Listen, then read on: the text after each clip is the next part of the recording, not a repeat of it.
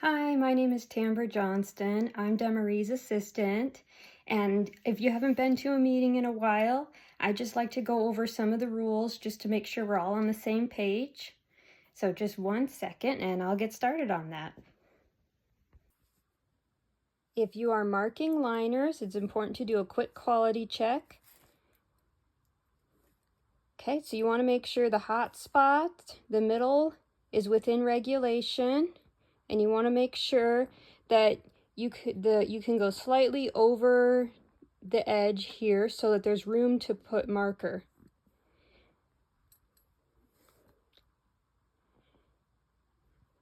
All right, and if the hot spot is too narrow, too big, if it's not long enough, this is okay because it's only about 1/8 of an inch short, so that's okay. But if it's more than like 1/4 of an inch short, put it aside and we'll call it scraps.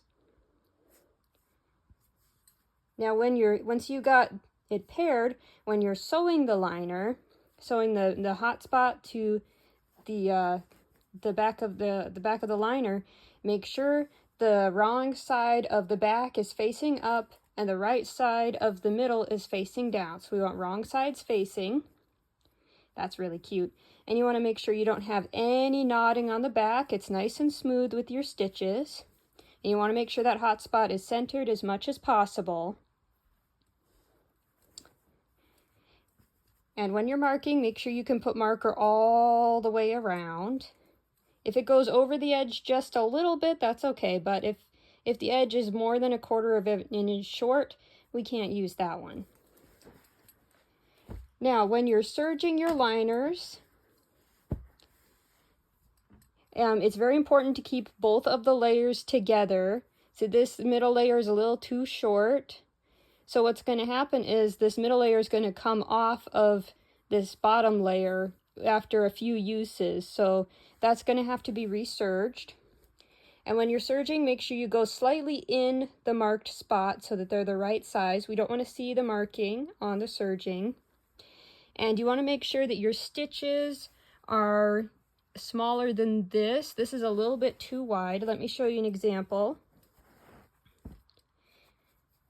Now, these stitches are nice and close. Those look really good. This person wasn't paying attention to the layers, so it is poking out. Like these two layers have come apart. But apart from that, this one looks really good. And you want to make sure you double up on your serging, like right here at the very end. You want to go over what you've already done for at least 1 inch to reinforce it. And then you might get some floaters. Now we don't want any floaters on the edges. You want the floaters are when the stitching comes off the fabric. And they want the stitching to stay nice and close to the fabric. At the end, you might get a few floaters just because you're finishing, and I'll show you in just a second how to take care of that. Okay. So here is one I just serged. And you can see I've got this end right here. So what you do is you pull on one of the strings, and it tightens those stitches right there if you pull on the right one. I like to pull on these two main ones. I always find those at the end. And that way you don't have those little floaters at the end there. And then you just cut those off with your scissors.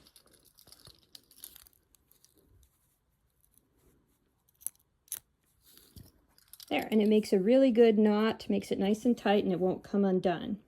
You can see I've also reinforced it by going over my stitches for at least 1 inch.